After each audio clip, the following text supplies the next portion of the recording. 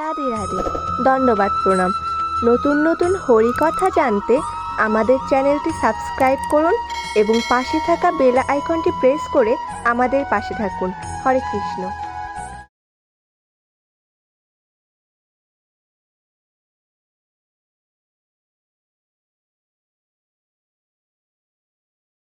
কৃষ্ণ ভক্তিমতী মা, আজ বিহারী লালের কৃষ্ণ ভক্তিমতী মা, নাম তার মায়াবতী। আজ তাদের মায়ের কোনো সন্তান নেই। স্বামী দ্বিজ ঘোষকে একদিন ডেকে ডেকে বলছে, স্বামী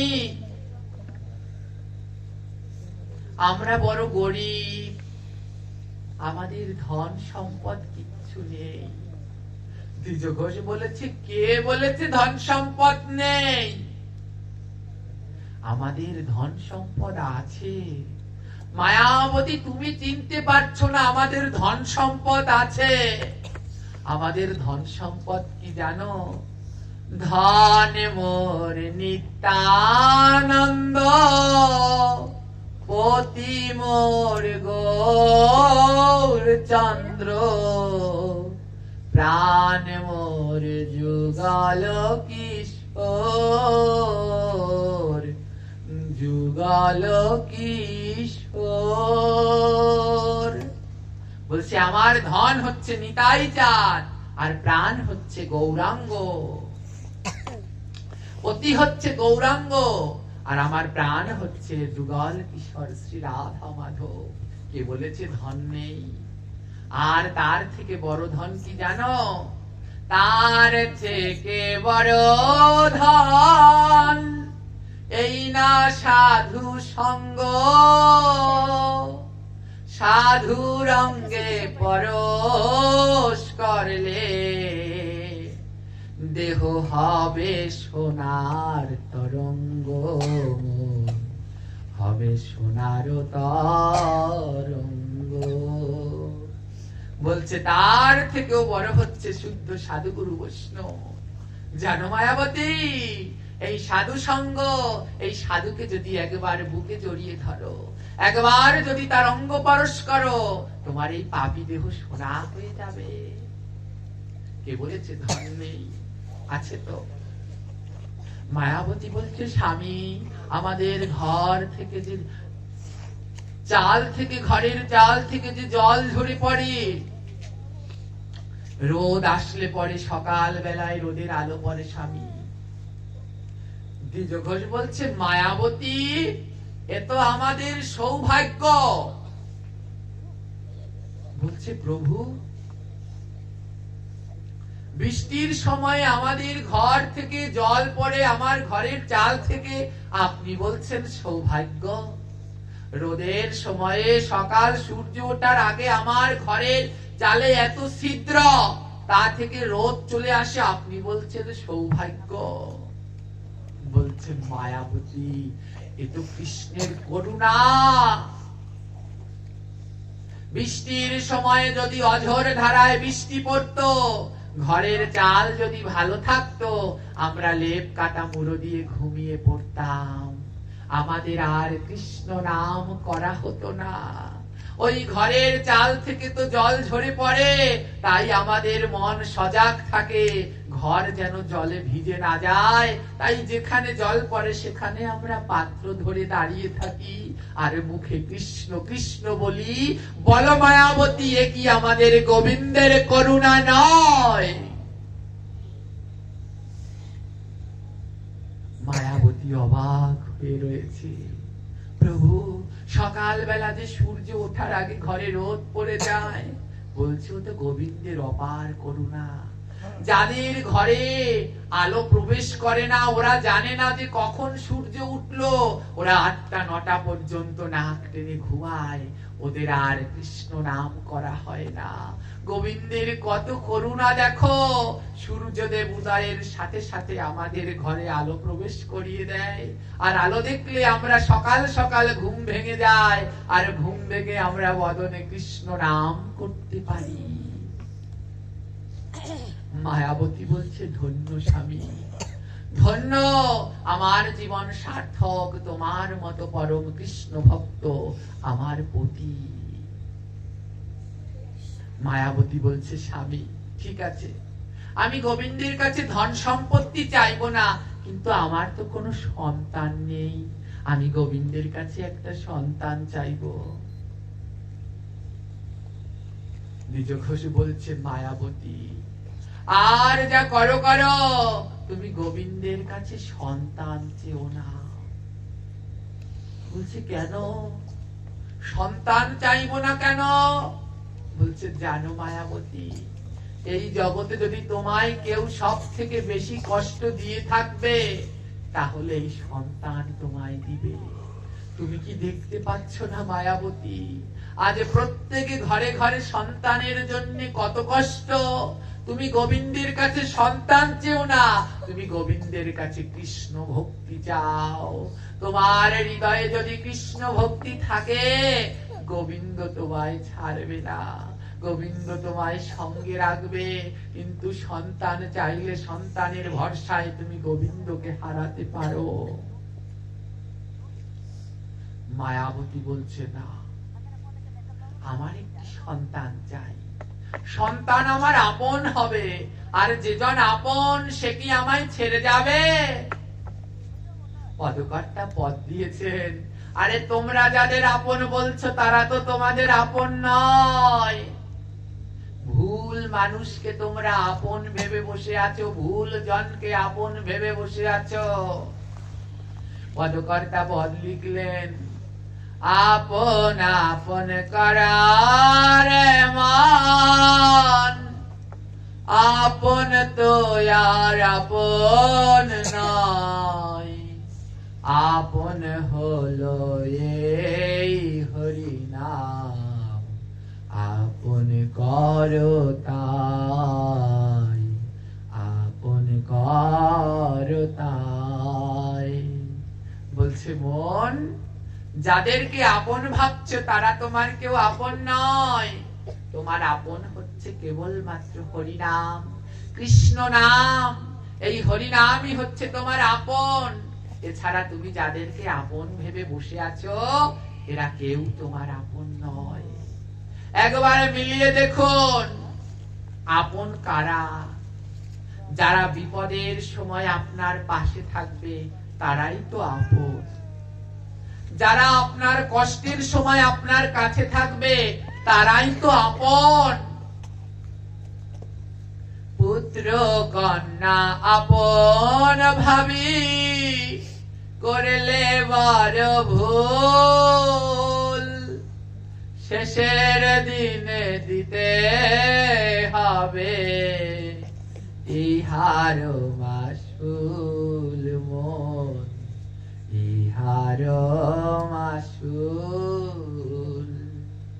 বলছে, পুত্র কন্যাকে আপন ভেবে বড় ভুল করেছো। যে পুত্র কন্যার জন্য আজ কৃষ্ণ নাম করছো না, একবার মুখে হরি বলা, এই হরি বলা মুখে একবার হরি বলছো না, বৃথা মানব জন্ম। আজ সকালবেলা ঘুম থেকে উঠে আগেই ভাত চড়িয়ে দাও, আমার ছেলে খাবে, আর অন্যদিকে ঘরে ছোট্ট গোপাল বসে আছে অনাহারে। হায় রে মানব জন্ম, ওই ছেলে, যে ছেলের জন্য আজ ভাত বসাচ্ছ, ওই ছেলে তোমার সঙ্গের সাথী হবে। যেদিনই তোমার দেহ থেকে প্রাণ পাখি চলে যাবে, যে মেয়ের জন্য এত কষ্ট করে করে 1 পয়সা 2 পয়সা করে জমিয়ে সুন্দর জায়গায় বিয়ে দিচ্ছ, ওই মেয়ে তোমার কষ্ট বুঝবে। যেদিনই তোমার দেহ থেকে প্রাণ পাখি চলে যাবে, ওই ঘরে একলা মরে পড়ে থাকবে, তোমার বন্ধু বান্ধব ডেকে ওই মেয়েকে বলবে, মেয়ে তুই তোর মায়ের পাশে একটু বস, আমরা একটু ঝাড়ে গিয়ে বাঁশ কেটে নিয়ে আসি। সেদিন ওই মেয়ে ওই মায়ের লাশের পাশে বসতে চাইবে না। সেদিন ওই মেয়ে ওই মায়ের লাশ দেখে ভয় পাবে, ভূত ভূত বলে একা ওখানে থাকতে চাইবে না। সেদিন ওই মেয়েও আপনায় ছেড়ে চলে যাবে। যে ছেলের জন্য কত রাত মায়েরা জেগে কাটিয়েছেন, যেই ছেলে কত রাত বিছানায় প্রস্রাব করেছে, পেটে ব্যথায়, রাত্রবেলায়, ছোটবেলায় কান্না চিৎকার করেছে, কত রাত মায়েরা ঘুমাননি, কোলে নিয়ে ছেলেকে বসেছিলেন। যেদিনই দেহ থেকে প্রাণ পাখি চলে যাবে, আপনাকে ওই শ্মশান ঘাটে নিয়ে পুড়িয়ে ফেলে রেখে আসবে, যদি ওই ছেলেকে ডেকে বলে, বাবা ওখানে তোর মা জননী শুয়ে আছে, ওখানে তোর পিতৃদেব শুয়ে আছে, কত রাত তোর মা বাবা তোর জন্য ঘুমায়নি, যা আজ তুই একটা রাত্র তোর মা বাবার জন্য শ্মশানের পাশে বসে কৃষ্ণ নাম কর। সেদিনই জানেন কোন সন্তান ওই শ্মশানের পাশে বসতে চাইবে না। সেদিনে নিজের জন্মধাত্রী মা বাবাকে ভূত প্রেত বলে ওই শ্মশান থেকে তারা দৌড়ে ছুটে চলে আসবে। তাই এই জগতে ওই পুত্র সন্তান কেউ আপন নয়, আপন হচ্ছে আপনার মধুর কৃষ্ণ নাম। আজ যদি বদন ভরে কৃষ্ণ নাম করেন, আপনাকে সবাই ছেড়ে গেলেও এই কৃষ্ণ নাম আপনায় ছাড়বে না। সেদিন ওই পুত্র সন্তান কেউ শ্মশান ঘাটায় না থাকলেও এই মধুর কৃষ্ণ নাম নিতাই গৌর হরি বলে আপনার শ্মশানকে ঘিরে রাখবে, আপনাকে একা থাকতে দিবে না।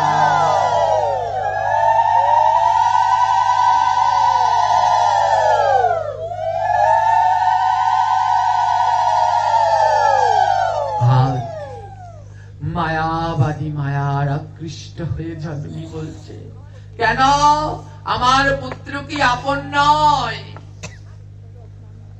পদকর্তা বললেন, পুত্র আপন করি তুমি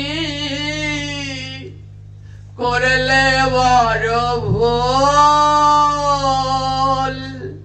পুত্র তোমার পরম শত্রু রাখিও স্মরণ। শেষের দিনে আসবে যখন তোমার মরণ, পুত্র তোমার শত্রু হবে রাখিও স্মরণ। বলছে, জানো যে ছেলেকে আপন ভেবে বসে আছো, এই ছেলে হচ্ছে তোমার 1 নাম্বার শত্রু। কবে বুঝতে পারবে জানো? যেদিন তোমার মরণ আসবে, সেই দিন বুঝতে পারবে এই ছেলে যে তোমার প্রধান শত্রু। আজ এক ভক্ত গুরুদেবের কাছে গেছে, গুরুদেব, অগুরুদেব আমার ছেলে খুব ভালো, আমার ছেলে মেয়েরা আমি মরলে পরে উদ্ধার করবে। গুরুদেব বলছে, বাবা নাম কর। শিষ্য বলছে, আমার নাম করা লাগবে না, আমার ছেলে মেয়েই আমায় মরলে উদ্ধার করে নেবে। গুরুদেব বলছে, না বাবা নেবে না। শিষ্য বলছে, প্রমাণ কি? বলছে, প্রমাণ যা, তুই কতলা বিল্ডিং উঠিয়েছিস? বাবা 2 তলা বিল্ডিং উঠিয়েছি গুরুদেব। আর জানেন আমার ঘরে ঢুকতে ওই যে দরজাটা ওটা লোহা কাঠ দিয়েছি, অনেক দাম, 50,000 টাকা দিয়ে লোহা কাঠের দরজা লাগিয়েছি। বলছে, যা বাবা তুই বাড়িতে গিয়ে আজ মরার ভান ধরে টান টান হয়ে খাটের উপরে শুয়ে পড়। বলছে, তাতে লাভ কি? বলছে, সেটা পরে, কিন্তু এমন ভাবে শুয়ে থাকবি সবাই যেন মনে করে তুই মরে শাল দিয়ে রয়েছিস। আজ শিষ্য বাড়িতে গিয়ে খাটের উপরে মরার অভিনয় করে শুয়ে পড়েছে, এমন ভাবে শুয়ে পড়েছে সবাই দেখে বুঝেছে মরে একেবারে শাল দিয়ে রয়েছে, অঙ্গ নড়ছে না, চড়ছে না। এবারে ওই পিতার দেহটাকে বের করতে তার বন্ধু বান্ধবরা এসেছে। এবার ঘর থেকে যখন বের করবে, ওই হাতটা টান টান করে রেখেছে, তো ওই দরজা দিয়ে বের করতে পারছে না। এবার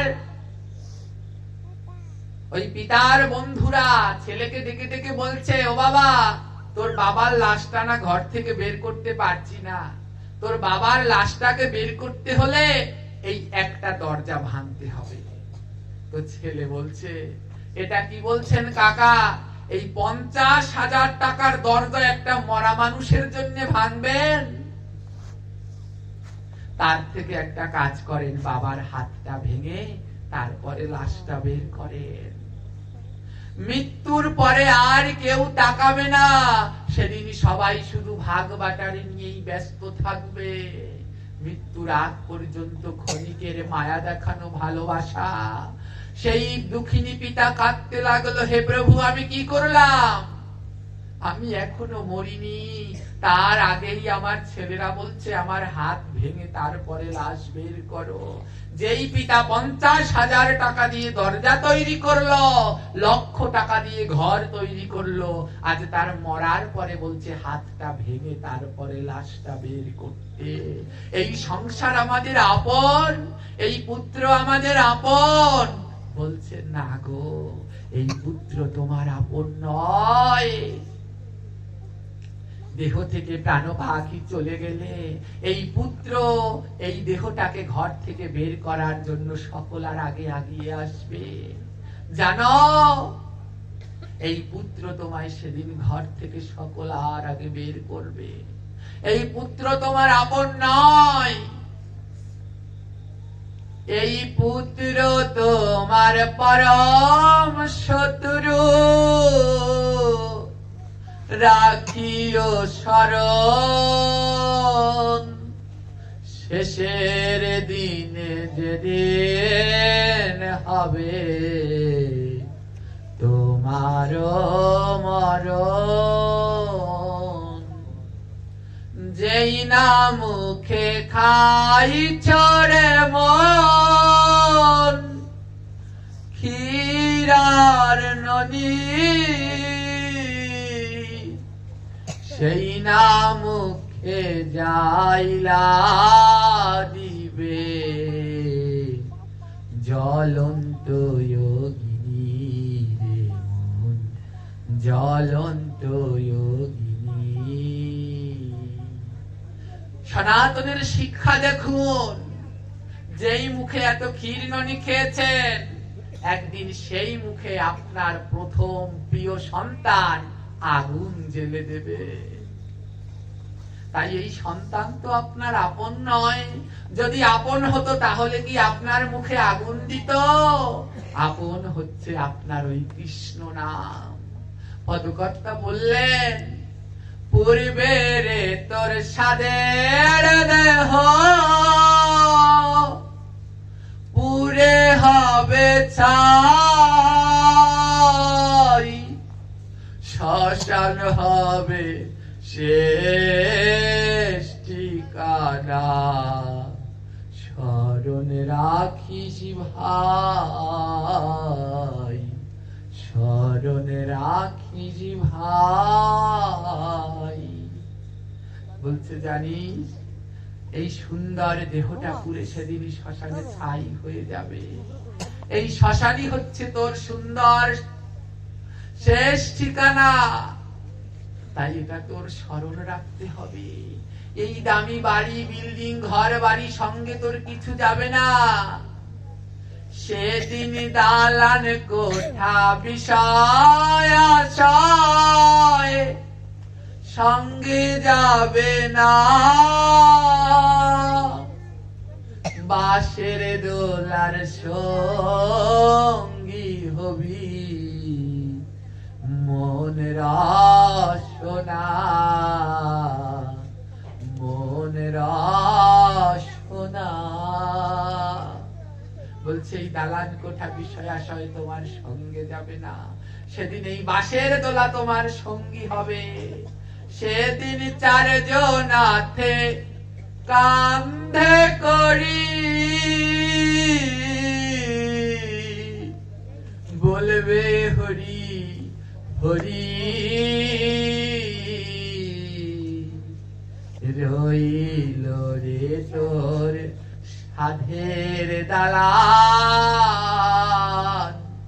এই না ঘর বাড়ি মন, এই না ঘর বাড়ি।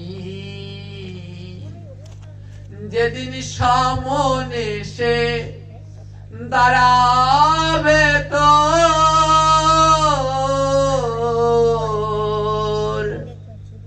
সম্মুখেতে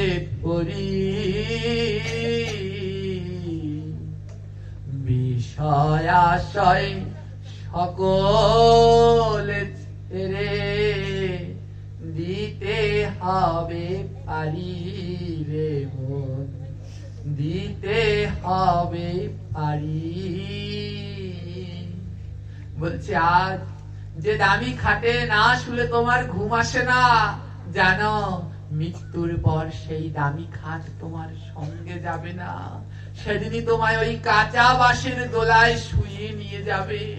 চার জোড়াতে কান্ধে করে সেদিন হরি হরি বলে ওই মৃত্যুর মিছিল যাত্রায় তোমায় নিয়ে যাবে। জানো প্রাণ পাখি, সেই দিনই তোমার ওই বাঁশের দোলাটা সমান করে কেউ বাঁধবে না। দেখবেন মৃত্যু পথযাত্রীদের বাঁশের দোলাটা কেমন বাঁধে, ওই মাচার বাঁশের দোলার মতো সমান করে বাঁধে না, একটা এইভাবে একটা এইভাবে এরো এরো করে দিতে হয় বাঁশের দোলাটা। বলছে সেই দিন ওই রকম কঠিন বাঁশের দোলায় তোমার সুন্দর দেহটাকে তুলে নিয়ে যাবে। জানো প্রাণ পাখি, এই দেহটা তো পাপের দেহ, তাই শ্মশান ঘাটে সেদিন উঠতে চাইবে না। আর তার জন্য কি করবে? পুরবে না তোর সাদের দেহ, মারবে বাঁশের বাড়ি। কার জন্য ওরে মন এত বাড়াবাড়ি তোর, এত বাড়াবাড়ি। বলছে এই দেহটা সেদিন শ্মশানে পুড়তে চাইবে না, তাই ওই ভাই বন্ধু আত্মীয় স্বজন যারা আছে বাঁশ নিয়ে দাঁড়িয়ে থাকবে, খুঁচিয়ে খুঁচিয়ে বাড়ি দিয়ে দিয়ে টুকরো টুকরো করে সুন্দর দেহটাকে পুড়িয়ে দিবে। তাই বলছে কিসের বাড়াবাড়ি? যেই দেহ একদিন শ্মশান ঘাটে পুড়ে ছাই হবে, আজ সেই দেহ নিয়ে বাড়াবাড়ি। এখানে যাব না ওখানে যাব না, এই মত ওই পথ। ওরে ওরে পাগলা মন, এই মত পথ এই বাড়াবাড়ি তো তোর সঙ্গে যাবে না। একদিন কি ধনী কি বড় কি ছোট কি নিচু, সকলে ওই শ্মশান ঘাটে পুড়ে ছাই হয়ে যাবে।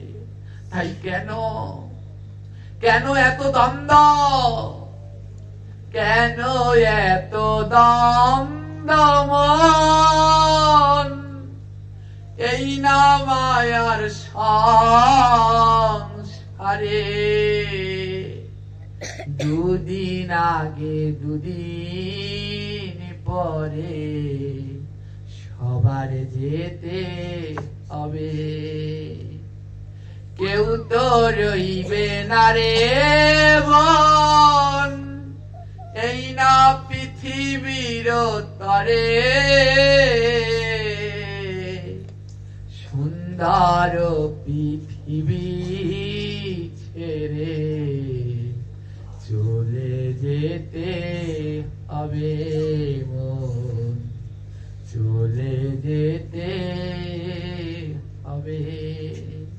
বলছে এই সুন্দর পৃথিবী ছেড়ে একদিন চলে যেতে হবে।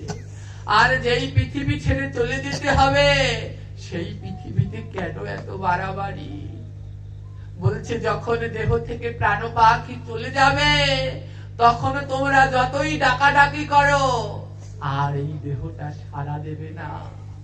সেদিনই তোমরা যতই মরে করো ডাকাডাকি, আর কোনো দিন সে আমি দেব না তো কি। বলছে সেদিনে যতই ডাকাডাকি করো একবার এই দেহ থেকে প্রাণ পাখি চলে গেলে আর মুখ দিয়ে কথা বেরোবে না। সেদিন সুন্দর এই দেহটাকে ওই শ্মশান ঘাটে নিয়ে পুড়িয়ে দেবে। যে ভাই বন্ধুর জন্য আজ এত মায়া, একদিন সেই ভাই বন্ধু আনন্দ করে তোমার জন্য শ্মশান সাজাবে। সেদিন ভাই বন্ধু সাজাবে চিতা, অতি যত্ন করি। কি কিসের লাগি গরে মন, সাধের ঘর বাড়ি,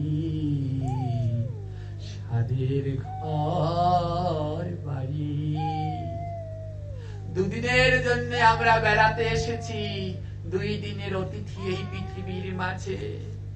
যেদিন টিকিট চলে আসবে সেদিন সকল ছেড়ে আবার চলে যেতে হবে। তাই কিসের এত দ্বন্দ্ব? তাই সকল দ্বন্দ্ব মিটিয়ে কি করতে হবে জানো? ভুলে যত বিবাদ দ্বন্দ্ব, কেউ নয় এ জগতে মন্দ। এই চিন্তা রাখো তুমি তোমার দেহ পরি। ধরো ধরো ওরে মন, সাধুর রাঙা পাই,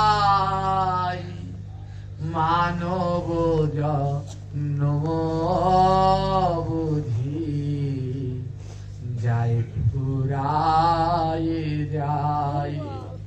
করো করো ওরে মন, বৈষ্ণবের পরশ। দেহ খানি তোমার মন হবে রে সরস। যদি একবার ছোঁয়া লাগে বৈষ্ণবের গায়, মানুষ জন্ম খানি ধন্য হয়ে যায়, ধন্য হয়ে যায়। তাই সময় থাকিতে রে মন, হরে সচেতন। এবার সবে মিলে চলো ধরি সাধুর রাঙা চরণ, পুরাণা চরণ। বলছে মন